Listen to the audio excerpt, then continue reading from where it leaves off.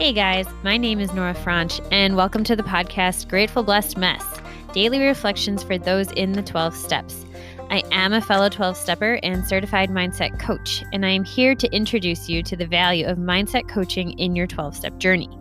So if you feel like you are stuck in the steps, if you're slipping and sliding with your abstinence, mindset coaching may help you as it did me, and you can find me at catholicmindsetcoaching.com. These episodes are meant to invite you in to consider the truths of 12-step wisdom and to join in the very real struggle of living them in action. I hope that it feels almost like a mini meeting, and I invite you to contribute your own share on the Grateful Blessed Mess Facebook group to keep the discussion going. My comments are based on my own experience, so feel free to take what you like and leave the rest. But my hope is to encourage you on your own daily 12-step journey.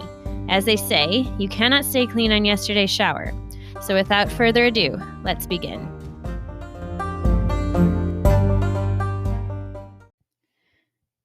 Hey guys, we're reading from Always Voices of Recovery, page 36. The reading for February 5th. Clearly, a power greater than ourselves had to be found if we were to be restored to sanity. It's from the OA 12 and 12, page 12. For someone as impulsive and driven to find relief as I was, sanity took many forms. Waiting instead of acting, looking for the positive in a situation, feelings of satisfaction when the action fell short of the intention, and learning to be aware of my compulsion and think it through. When I relied on my wits alone, I used all my energy to make things happen. Too often I met with frustration, disappointment, and feelings of failure or self-pity, which led me back to the food. The higher power I found in Overeaters Anonymous revealed a more peaceful approach to living. He enabled me to begin asking for help, contemplate my options, and anticipate the effect of my actions on others. I began to trust in this higher power, trust my instincts, and ultimately trust other people. Now my faith in that power reveals itself in the smallest decisions during my day. I feel a calmness and a confidence that produce realistic expectations under adversity. Now that is sanity. Wow, yeah, realistic expectations. Holy cow. That is not my strong suit.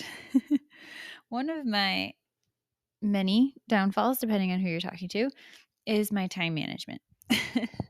Because I have developed the habit of having very unrealistic expectations of what I'm able to accomplish in a certain amount of time. And I end up often being late to things because I thought that if I left at 5, I could get there at 5. You know? You follow? Maybe you too. Hopefully I'm not alone. So that is insanity, to think that you can do something in less than the amount of time that it takes. That is one way that my disease shows itself. And I like this comment here where when they relied on their wits alone, it says, I used all my energy to make things happen. And I'm starting to notice that. I'm starting to identify that red flag of when I feel like that urgent tension in me, like this has to get done. I'm beginning to notice it in the moment and to be able to be like, oh, that is not my higher power. That is definitely not my higher power at work. So something here needs to shift. Something here needs to be let go. Something here, maybe I just need to bring my higher power into whatever it is I'm doing here. So maybe you have a red flag, something you're going to be able to pick up on that tells you when you're starting or trying to rely on your wits alone.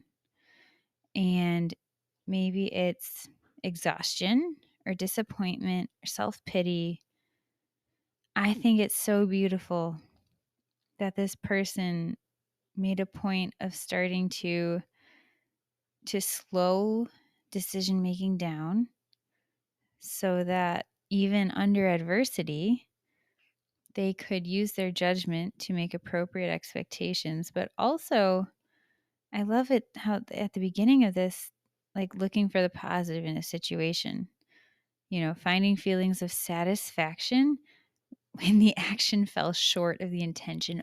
Oh my gosh, that blows my mind. That would be one of the promises of the program coming true for me if I could do that.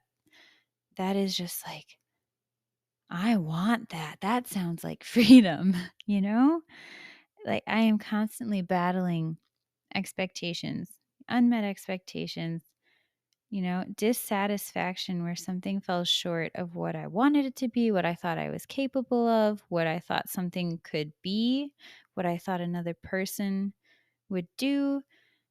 And all of that is bondage. All of that is the bondage of self that you hear about in the third step prayer. And so what they're talking about here is freedom. And freedom comes in sanity. And one of the beautiful ways that sanity is able to free you up in your life is to have realistic expectations. And we all know that expectations are just preconceived resentments. But the thing is that we don't realize that unrealistic expectations are the effect of like the malady of our minds. And so work the program, work the steps, and pray to your higher power. Ask your higher power into some of the unrealistic expectations that you have of yourself or other people so that you can live in greater freedom and find the happiness that this person knew, a calmness and a confidence under adversity. It's waiting for you and it's waiting for me.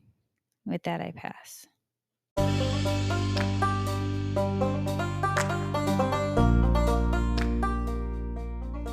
Thank you so much for listening to today's episode.